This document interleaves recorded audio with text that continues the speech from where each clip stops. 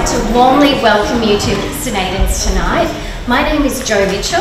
I'm an English teacher here at St Aidan's and I mostly work in our junior school. St Aidan's, alongside Booklinks, is very honoured to be hosting this 2021 Narelle Oliver Lecture and to welcome our Children's Laureate 2020-2021, Ursula Duvasarsky. Before we begin, I'd like to acknowledge that we are meeting on the custodial land of the Turrbal and Jagera people. I recognise that we meet on the land of a people with the oldest continuous living civilisation in the world. I pay my respects to the elders, past and present, and I extend my respect to other First Nations people tonight. So it's my pleasure to just introduce you to our proceedings for this evening. Before I do so, just a couple of practical matters. Please ensure that you have signed in using the QR code. So if anyone hasn't managed, I've got one here that we can pass around if anyone needs it. And in the event of an emergency, we have these two exits here. And we gather outside on the lawn near the car park. And I have no idea what happens. Just wait for the authorities. There are bathrooms located outside here in the building on the ground floor, just along the little corridor adjacent to the auditorium. Tonight will include an introduction to our Children's Laureate, the lecture by Ursula Duvasarsky, followed by a Q&A and the announcement of the winner of the StoryLinks short story competition and a raffle draw, and we're planning to conclude around 8:15. In a moment, I will hand you over to Dr. Robin Sheehan-Bright, AM, our official MC for this evening's events, to introduce our guest speaker. But if you wouldn't mind indulging me for a minute, I would like to also acknowledge my former colleague and good friend, Megan Daley. Many of you know Megan Daley. She's a bit of a celebrity around here. She was a long-standing staff member and junior school librarian here at St Aidan's. Megan and I have worked closely together for the last 13 years.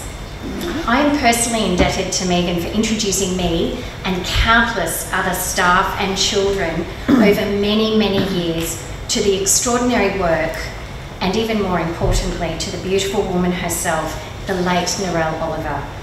And of course, to the Ursula Duvasarsky. I was very excited a couple of days ago when I received an email in my inbox from Ursula herself. I was very excited. So let me introduce you to Dr. Robin Sheehan-Bright. She has operated Justified Text Writing and Publishing Consultancy Services since 1997 and is widely published in children's literature, Australian fiction and publishing history. She has judged literary awards, mentored and offered editorial advice to writers, lectured in writing and publishing courses, and assesses postgraduate creative writing for several universities. She is currently a mentor for the Booklinks mentorship program. Dr. Sheehan-Bright was inaugural director of and is a life member of the Queensland Writers Centre and was co-founder of Janroll Press. She is president of IBI Australia Inc. and deputy chair of the board of the Australian Children's Laureate Foundation. In 2010, she was the recipient of the CBCA Queensland's Dame Annabelle Rankin Award and in 2012, the CBCA Nan Chauncey Award. And in 2014, the QWC's Jono Award. And this year, 2021, Dr. Sheehan-Bright was appointed a member of the Order of Australia in the Australia Day Honours List for her service in supporting children's literature and the promotion of reading. Please join me in welcoming Dr. Sheehan-Bright.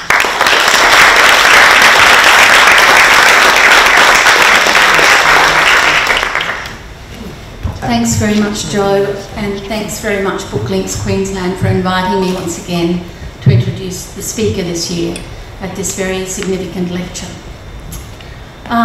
First of all, I'd like to welcome you all to this evening event tonight. It is my pleasure shortly to introduce Ursula Duvasarsky, the current Australian Children's Laureate, to you to deliver the annual Narelle Oliver Lecture for Booklinks Queensland. Narelle Oliver was one of Australia's leading picture book artists until her untimely passing in 2016. Her family, friends and colleagues cherish her memory, and Booklinks Queensland celebrates this memory in this significant lecture series. We also welcome tonight Narelle's husband Greg, representing his family, who not only participate in and support this series, but have also donated an archive of her work to the National Centre for Australian Children's Literature to further perpetuate her memory and influence in children's literature. And now to introduce Ursula Duvasarsky.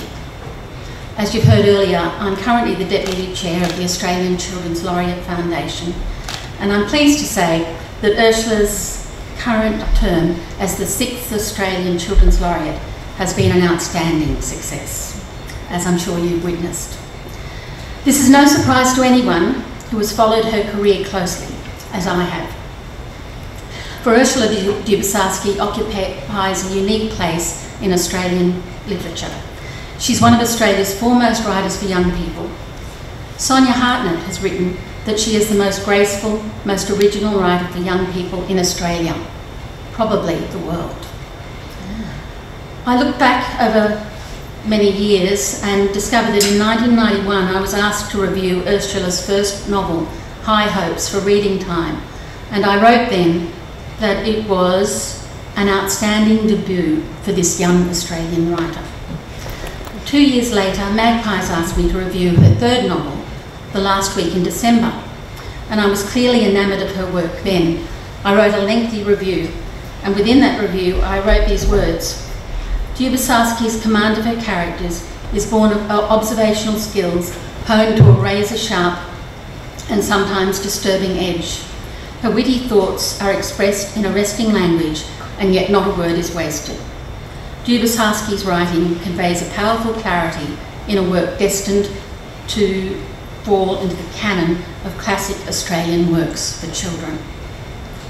Since those times, I've written many reviews and articles about Ursula's work and prepared the dossier for her Hans Christian Andersen nomination 2016 on behalf of IBI Australia. Her work has never disappointed my early impressions. Just a brief summary of her biography. Ursula was born into a family of writers in Sydney in 1961, graduating in classical languages and literature at Sydney University in '82. She worked in Canberra, went overseas, worked in a kibbutz in Israel, and returned to Australia to publish her first picture book for children, Maisie and the Penny Gig, in 1989.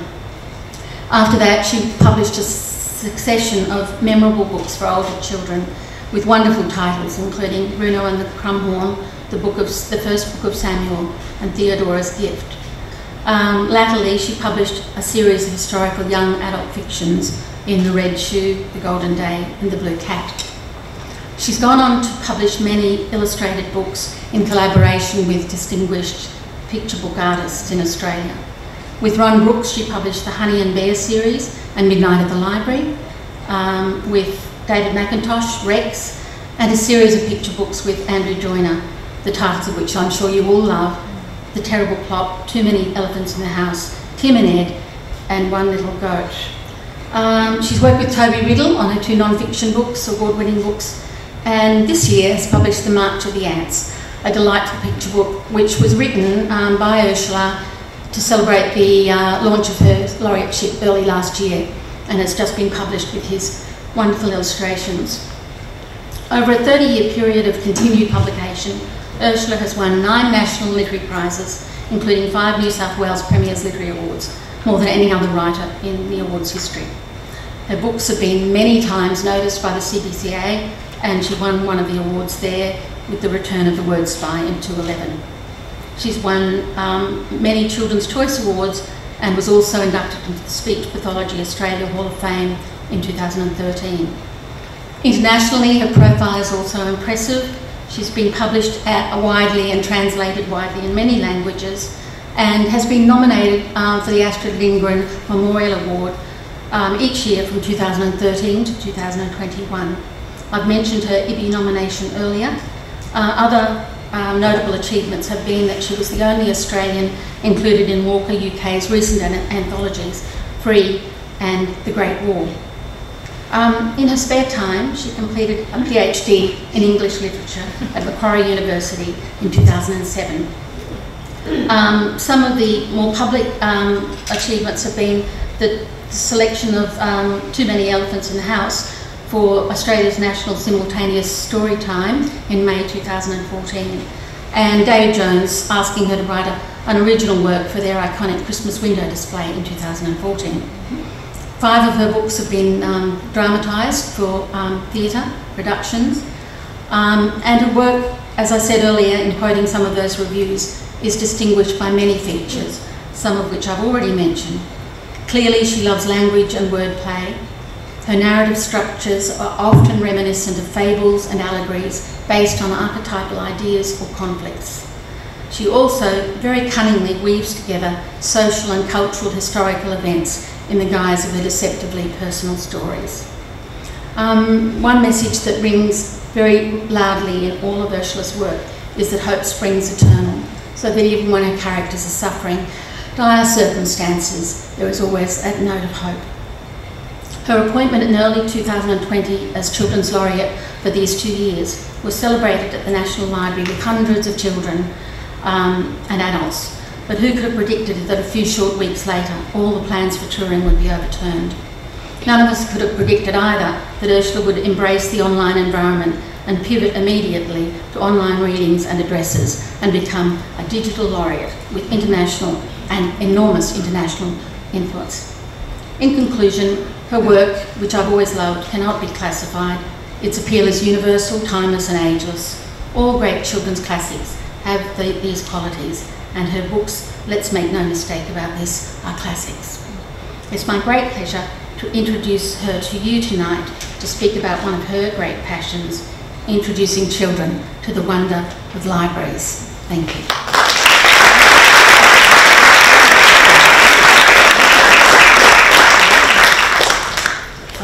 Thank you for those very warm words of welcome, and especially for all those very generous words, Rob. And I do remember very well that review you wrote of the last week in December, and I remember rushing over to my mother's house and thrusting it in my mother's face and saying, "Here's someone who appreciates me even more than you do."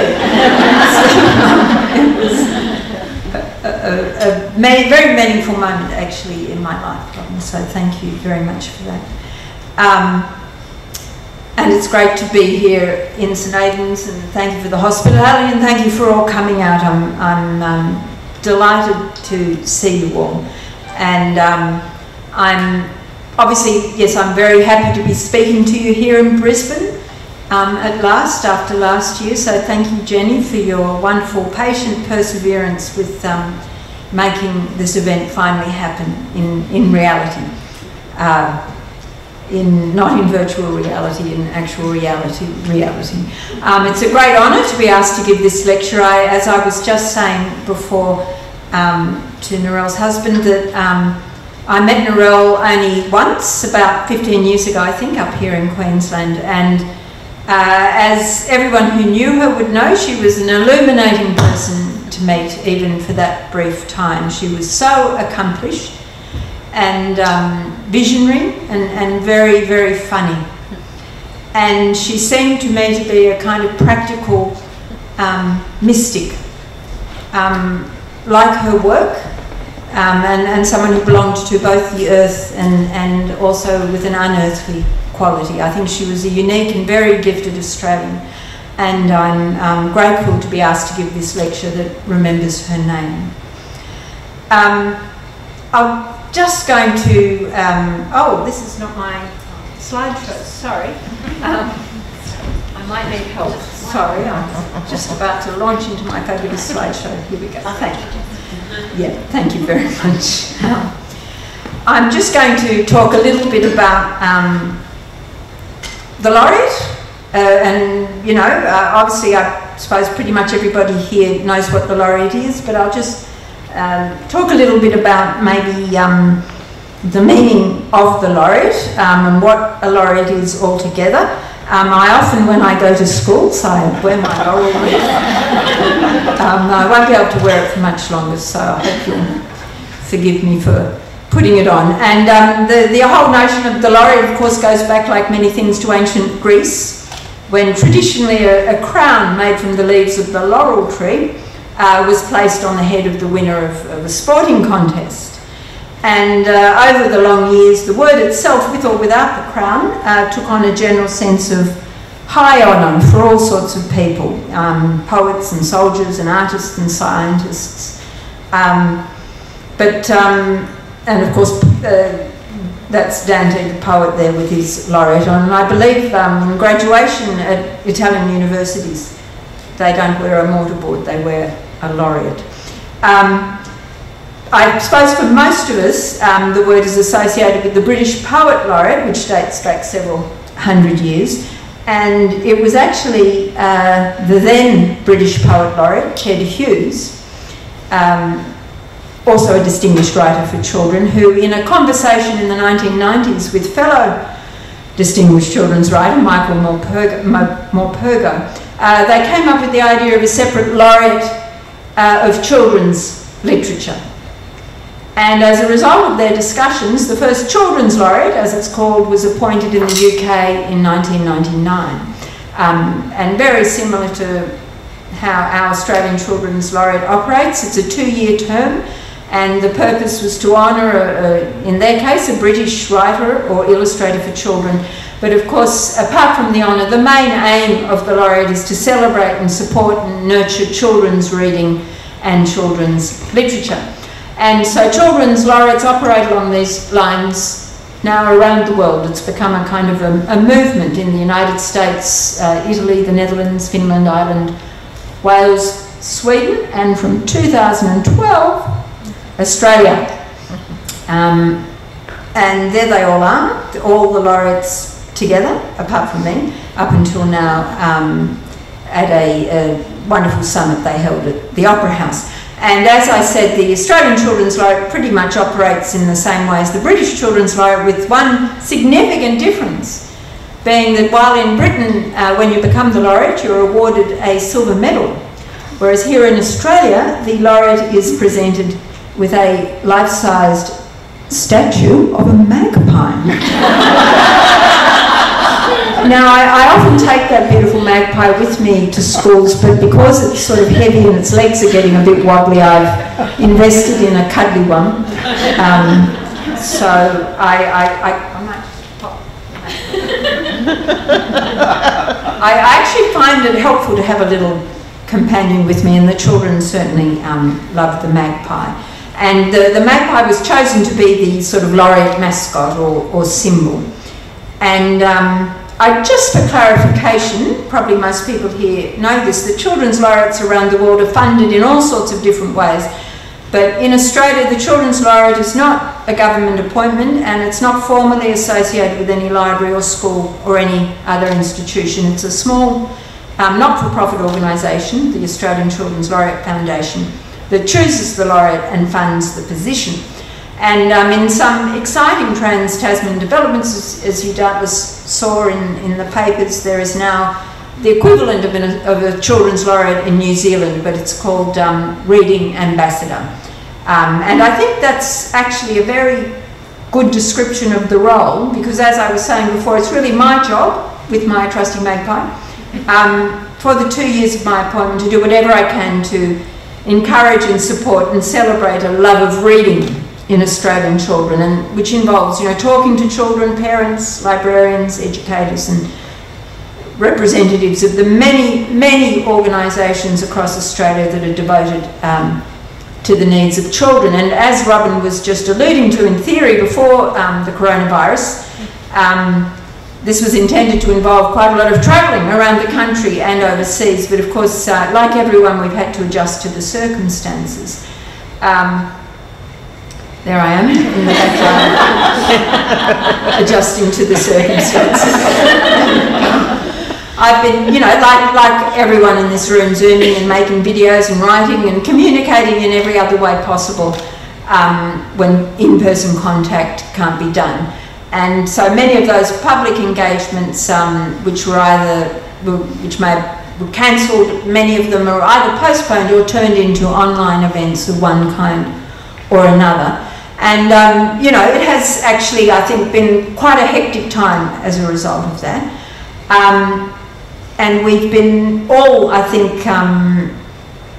with the board and my program manager, Chris, we've all been working hard at extending the scope of the Laureate. And can I, in fact, refer you to the excellent Children's Laureate website, if you haven't seen it, which documents the many things we've either done or that we have planned. And there's also a lot of resources on the website for librarians, for teachers and for children. And there's videos and readings from the wonderful Storybox Library and readings in Auslan, languages other than English. And there's also downloadable and print-outable bookplates and bookmarks and quizzes and puzzles and games and all sorts of things that can help us all help children celebrate reading. And of course there's also every month I happily produce a free writing activity. Last year all the activities were illustrated by Andrew Joyner, who's an illustrator, a wonderful illustrator I work with, and this year they're illustrated, the writing activities, by the inimitable Toby Riddle. And as you can see from looking at those writing activities, they're planned to be almost playful games, taking pleasure in writing, rather than getting anxious about it. So, and you will also find on the website a link to a publication by the New South Wales Department of Education, school magazine. They've put together a special Laureate publication called Tales of All Kinds, which has a selection of, it's like a Reader's Digest version of Ursula's work. It's got a selection of my work over many years that I've written for the magazine, all beautifully illustrated in colour, and that you can also find that through the Laureate website. Now, there's no instruction booklet for the Laureate. There I am with my magpie. And I've been free to choose whatever way I've wished to approach it. You know, my own theme, my own slogan, my own project and goals. And like all freedoms, that has been quite daunting. I knew I was going to be the Laureate some months before the news was made public, so I had time to think about it a bit and get daunted. And I thought of, I guess a slogan is a kind of important sort of central idea. And I thought of many different ones until sort of almost at the 11th hour finally, as Robin will remember, decided on this one, Read for Your Life. And we've had two sort of Read for Your Life banners or posters, one created by Andrew Joyner and one by Toby Riddle. So, Read for Your Life. So a bit like a play on words of run for your life, in the sense that you read to save your life and that reading is life-saving. And we all know, obviously, that a high-level reading ability is fundamental to our children's future lives, with the most enormous educational, economic and, again, social and psychological impacts. And then also read for your life in the sense that reading is something you do for your whole life. Not something that you learn and you tick off and then it's done. It seems every second or third day in the paper there's an article, you know, lamenting the low reading results of our teenagers in national testing. And yet at the same time, it seems in every second or third day there's an article in the paper about controversies about learning to read.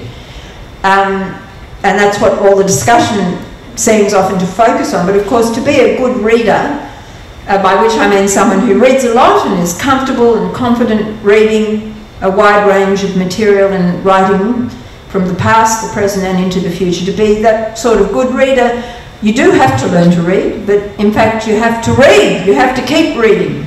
It's a lifelong project and you read for your whole life long. And what I often say to children that even at my great age, every book I read makes me a better reader. And indeed, every book I read makes me a better writer. So it's not something that you ever stop learning about, and you would all know that, you know, every book you read changes how you read. But having found my slogan, here I am on the campaign hustings, it was not just a matter of, you know, having a slogan and shouting it at people. I also felt a kind of need to find some sort of practical way that I could promote children's reading or their lives, apart from telling them what a great thing reading is, or telling anyone what a great thing reading is, because I don't imagine really there's a single person in the whole of Australia who doesn't want every child to be a good reader. You know, there's not sort of, people are not against reading. You know, if there was a referendum tomorrow saying, do you think Australian children should be good readers, I think, you know, we can be pretty sure everybody would tick the yes box. But what seems to be forgotten, as I was saying, is that to be a good reader you actually have to read, and read a lot. There's no other way. It's the only thing that will make you a better reader. And for young people to read a lot, they need books, a lot of books, and they have to want to read them. Because to do anything a lot, as we know, there's a point at which you have to want to do it. That's human motivation. You can only be forced to do it so far. So the young need access and exposure to a lot of books until they find what they want to read. And of course, it's a great thing to own books. I'm a writer. I want everyone to buy books and to give children books, or to give books as prizes. All of that is fantastic, but to create a generation of readers takes thousands of books, more than really any one home could ever provide. And that, of course, means libraries. Libraries where the young can find books they like and books they don't like, books they'll read 100 times, books they'll toss aside on the first page, fiction, non-fiction. Slowly but irresistibly through this process of exploration, they can learn to form their own taste and make their own choices and own their reading. And that way, as we know, they'll keep reading right throughout their life. So a child becomes a reader for life, not by luck or chance, but by opportunity, and the opportunity is the library. Here are the two posters that are celebrating libraries, school libraries and public libraries, as places where children learn to love to read. And you can see Toby's, all of this material is free and downloadable on the Laureate website. So Toby's depicted the outside of a beautiful imagined children's library, and then when you turn the poster over on the other side, Andrew has illustrated the inside of a very happy and very active children's library. And further to my particular mission as Laureate, I decided my sort of particular mission would be to encourage every child in Australia to go down to their local library and join up and get their own library card with their own name on it, and to visit the library regularly, to make going to the library a central part of their everyday life. And so we've created a special, again, free and downloadable library card that libraries are willing to use for this purpose. I know a number of library services have taken it up, most notably the ACT Library Service used it in a big campaign to encourage under 5-year-olds to join the library, to actually feel that sense of ownership of the library. But of course, what do we put inside a library? Now, you know, obviously the digital age is upon us, and it's something to be celebrated. And the young are born into a very dazzling and hyper-connected world that, as we all know, doesn't always make it easy to read books. And I think we're all challenged to find those moments of removed concentration that reading a book demands. You know, to sit with the stillness of the written word on a page and wait for what it reveals. And I think to read even a single book, especially a book written by someone from another time and place to your own and another world, requires an order of concentrated, uninterrupted attention. And to read a book that's slightly harder to read or different to the last book you read is, like all achievements of the mind and body, it requires effort and practice and time and space. And if we want our young people to be good readers, they have to read and keep reading. But as they grow older, especially as they leave primary school, as we all know, the young are reading less. Or it's not actually so much they're reading less. If you know, looking at teenagers like us, they're always reading with their heads bent over their devices. But like us, they're largely reading text, posts, articles, or watching videos or following links. So we're all reading all the time, but in a sense we're reading perhaps more narrowly. The young are certainly not by and large reading books on their devices, and of course they could. They've got an electronic library in their pocket. There's no lack of opportunity or availability of the world's literature. It's at their fingertips, literally.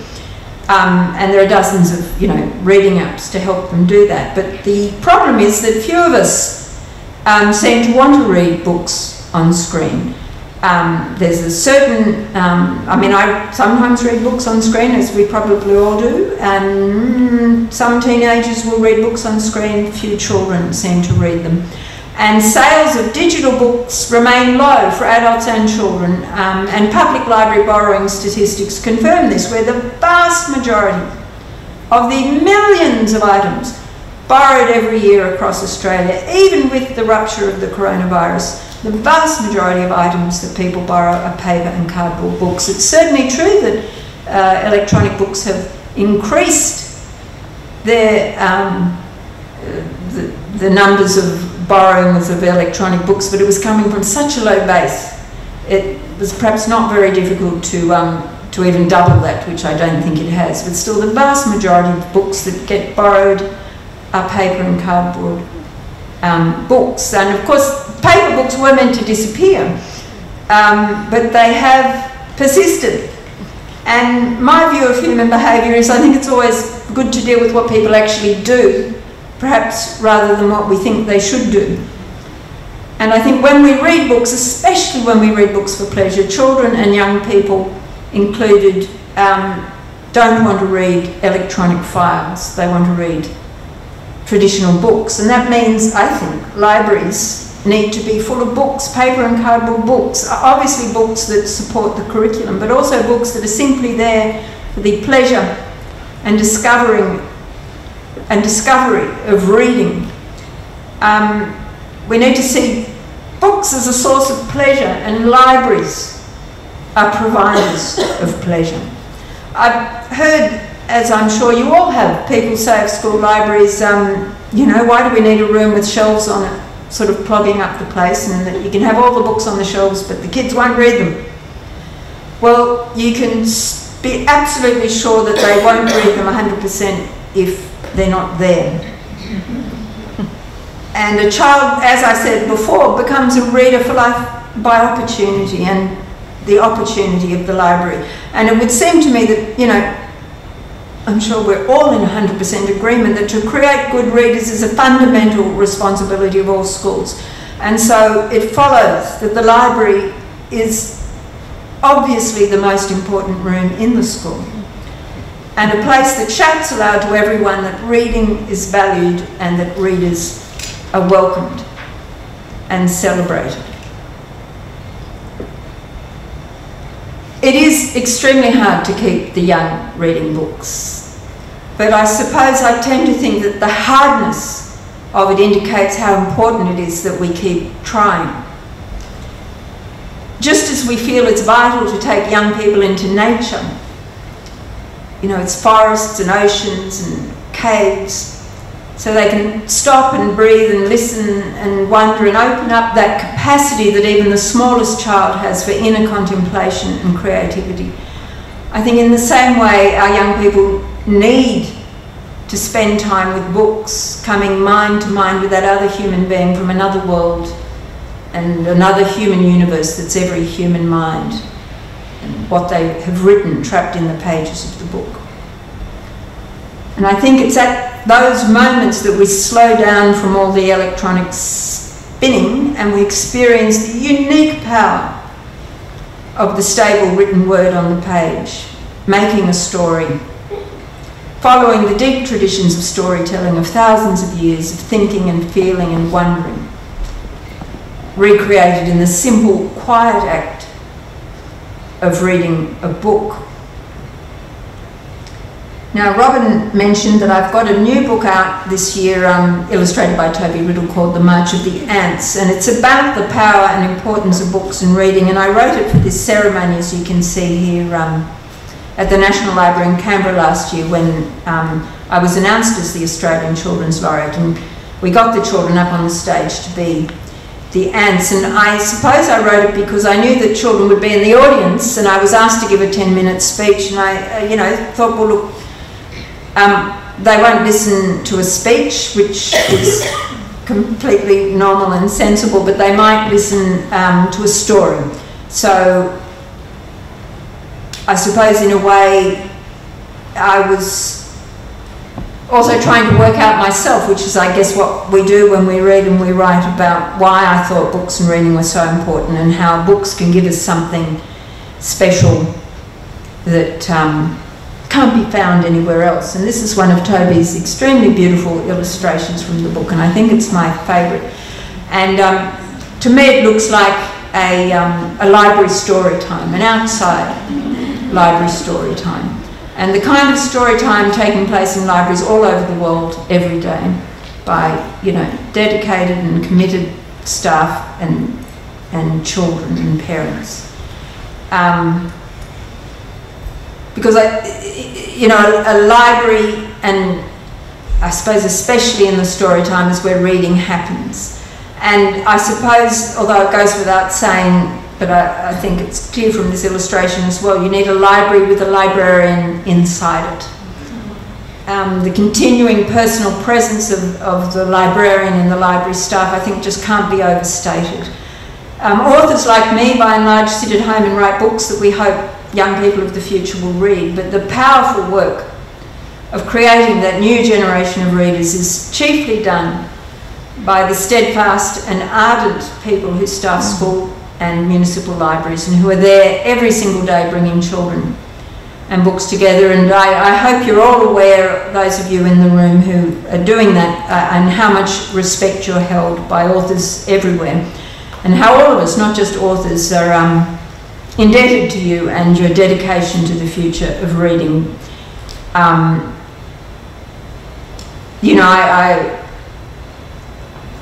learned to read in the classroom, and that was certainly noble and difficult work for poor Miss Cameron, my Year 1 teacher. But I learned to love to read in the library, and I think that's probably, that could be true of every child. And there's just another rather lovely illustration of Toby's about how the best stories never end because they stay inside you. Now, those two books, one was illustrated by Ron Brooks and the other by Toby Riddle. And the name of this lecture was actually called The Library's Child. And that's, again, downloaded on the website. Just a poem I wrote about what I think goes on inside a library. Look inside the library. Who is it? It's the library's child. Lying, sitting, reading, running, wondering, walking, hopping, rolling, wishing, peering, thinking, reading, hearing, squeaking, laughing, clapping, shouting, wanting, listening, asking, reading, clutching, speaking, leaping, reaching, needing, blinking, finding, hiding, reading, seeking, drawing, peeking, writing, staring, twisting, feeling, turning, reading, being, wanting, being, hoping, being, being reading, the library's child. Any questions from anyone? Yes, Mia. Well, I was going to sort of answer my question. I was very interested that you don't hear much about the US.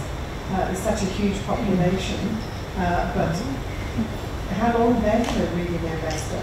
And Canada as well, another quite large. I've just forgotten the actual timeline, but they have had for some years. They haven't attended any Laureate summits as far as I know. The US ambassador, we got quite a long email from his program manager saying he really wanted to be part of that message. It's terrible, I can't remember his name, but yes, but he's young, he's quite young. I think he's probably in his 30s, and but it was a great pity that for whatever reasons he wasn't able to be part of it, because that was almost, was quite a Eurovision atmosphere, that message. So it would have been great to have someone also from the Americas, and hopefully next time, but yeah. But they certainly, I think they've had it for some years. Yeah. Do you want to make any comments about the second year after the year we've had last year? Are you starting to go back to more touring or appearances? Yes, it's now that's sort of, so this year I've been to Adelaide and Brisbane and the Gold Coast, and Brisbane, Adelaide and Melbourne, and yes, there's several trips coming, all national, not overseas, coming up. So, but it's interesting, isn't it? Because travelling is great, and it is great to be in person, but it's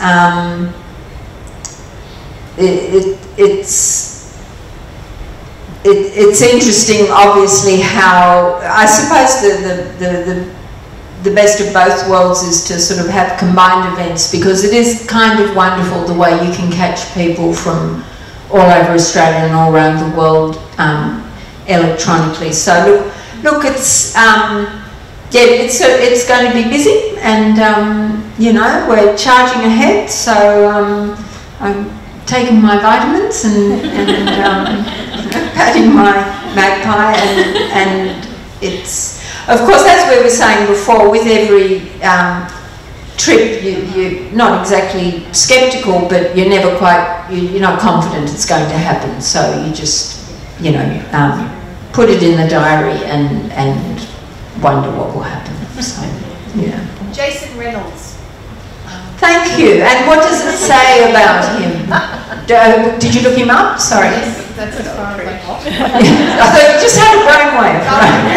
But there's a lot. He's written a lot of YA novels, I believe. Yeah, I think that's right. He's a black YA author. Yeah, and who's sort of, but reasonably young, I think. Oh yes. Yeah. So.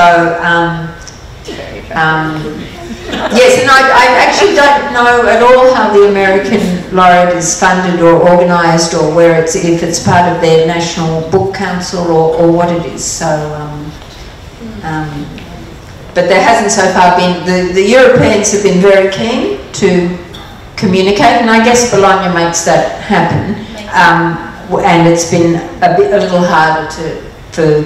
I suppose the United States is such a sort of universe of its own that he's probably flat out dealing with that, let alone thinking about Australia or something. So. One thing I will say about the way Ursula adapted to the online environment so quickly, it was so impressive, for one thing. It was amazing, from the week one she was online in her study, taking videos of herself, and with the great assistance of Christian, our program manager.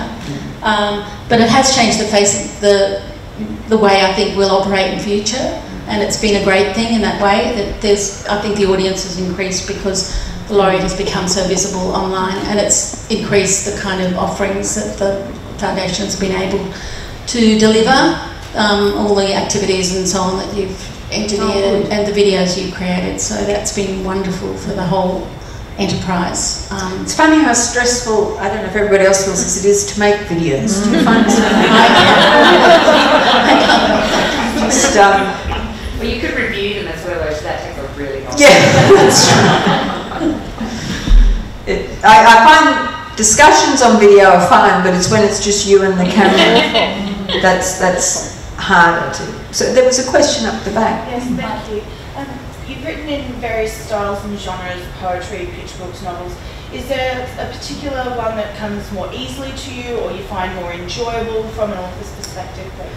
Well, look, I find when I'm writing picture books or even books for younger children, I find they demand as much skill and as much thought, but they don't seem to,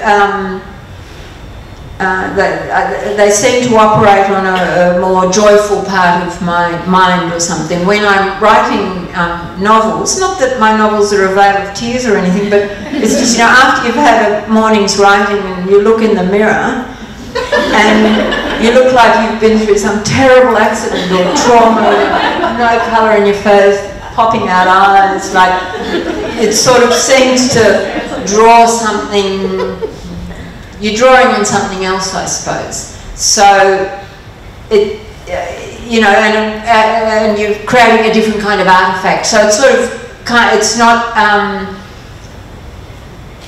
I'm wondering now. I may write more novels. I don't know why I'm thinking that. I was just thinking that on the plane, actually. I said, I might start writing, you know, because I wrote, at the beginning I wrote a lot of novels, and then I sort of moved into picture books, and I have also been continuing to write novels.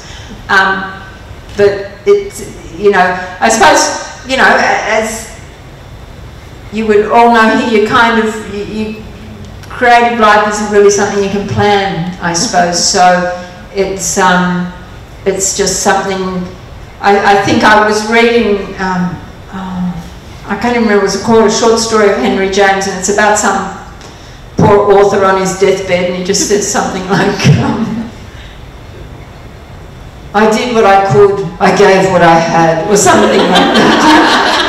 And there is something of that feeling that you know, you just sort of, whatever you manage to do, that's what you could do, kind of thing. So rather than, I don't quite know, that's not particularly an answer to your question, it's just, it's not really what you prefer or feel more comfortable with, it's just what you're capable of at the time somehow. That's just what, you just do what you can, I guess, yeah. Thank you. Yeah. We've probably got time for one or two more questions. Just with regards to your writing schedule, do you set it up like 9 to 5, or are you just, you do a couple of hours in the morning? And the other one was, do you write more than one book at a time? Look, I would tend not to write more than one book at a time, although sometimes you can be working on more than one if you've been asked to edit something that you might have written, in some cases 3 or 4 years ago, and finally it's gotten to an editing stage. So you might work on more than one book at a time, but I don't really create, I can only sort of manage one creation at a time, really, whatever it is. And look, with the schedule, I suppose for these years, this time of the Laureate, it's a short time, so I'm not really writing. I sort of decided I'm not expecting to be able to write while I'm doing the Laureate, I'm just doing the Laureate. But before that, look, you know, it depended on what stage of life I was in with children, work and all those sorts of things, but I am a morning writer, and I had a period where I'd get up at 5 a.m. and write for an hour before I went to work. Now I would be more likely to write maybe from 9, or not 9 to 5, right? You know, I wouldn't get much past 11:30, you know, like it's intense work, but with children, I say it's like doing an exam. It's that sort of intensity, you know. So I must admit, when I was writing the word spy books, the non-fiction books, I could write all day or work on it all day. But I find with fiction, it would only be a couple of hours at the most, and that would be my ideal if I could set my himself up for that. So that's what I'm hoping for next year. So, and there was. Okay, thank you. Thank you very much. This has been fascinating. And I guess I want to take your slogan, Read for Your Life, and ask, how do I apply that to teenage boys? Because I've just been in parent-teacher interviews and parents are going, how can I make my kid better at school? And I'm saying, read. Yeah. And they're going, I can't get them to read. And I'm thinking, and this might not be right, but cricket's reinventing itself to make it more exciting and do whatever, and there's marketing campaigns. What are we doing with books, or how do we do it to make it appealing to boys? And I'm looking around the room, there's like 5 of us. It's not a great start. Well, look, I guess what I would do Thank you. is, with that boy, I'd go down to the library and make him get a library card. And then I would say, go and look for a book, one book, and he would say, not interested. I'd say, okay.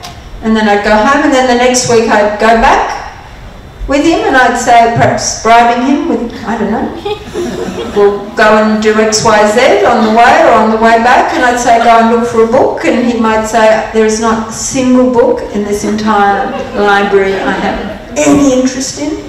And I would just keep doing it, actually, because I think in the end he will get used to being in that room and that building to a point that he will feel comfortable in it and he will feel like it belongs to him. I find all over the world, whatever library I walk into, quite unjustifiably, I feel it belongs to me. You know what I mean? I just feel this place is mine. And I think the more often anybody is taken into a library, even if they refuse to borrow a book, or you might just say, well, let's just sit here and you can play on your phone for half an hour and we'll just sit here together. But eventually, I do believe, perhaps wrongly, that eventually that teenager will inevitably be attracted to something on the shelf. That I think, as you would know, coercion, read this book, it's good for you, is, the person has to come to it. Sounds like an AA meeting or something. The person has to really want that book. But it's true, isn't it? But I think just being, and the thing is, it's a bit like, I remember a friend of mine as a teenager saying to me, Ursh, love is never wasted. Whereas, I don't know if I think that's true, but anyway, I think in a way, you're not wasting your time, even if for every single time you go to that library for 6 years, the teenager never takes a book out, because they will eventually. Do you know what I mean? They will, because they're a human being. And the library is just these creations of human beings that are just, they're irresistible in the end. So I suppose I think you'd set your expectations very low, because I think high expectations are just so stressful, aren't they? Anybody resists high expectations. So that's what I would do. Thank you. Could I just make a comment? I think that we underestimate the power of reading aloud, and that we forget to read aloud to teenagers. And I think that if you can, hook them in, you've got to, read them some part of the book that's going to hook them in so much, they've got to go and follow it. Look, it's interesting. I remember when my sons were teenagers, so at the end of the year I was at a dinner party and the person in charge said, I want everybody to say what was the greatest experience you had this year. And I thought back and I thought, actually the greatest experience was I got an audio book of Mice and Men, because one of my sons was studying it, and it's a very slim book, but didn't want to read it, and we listened to it in the car. And we were, all 3 of us, the 2 teenage boys and me, completely gripped by it. And that actually was, for all of us, like the highlight of the year. And so I agree with you, even if you're not a person who does read aloud, but I think audiobooks are wonderful, and they're trapped in the car.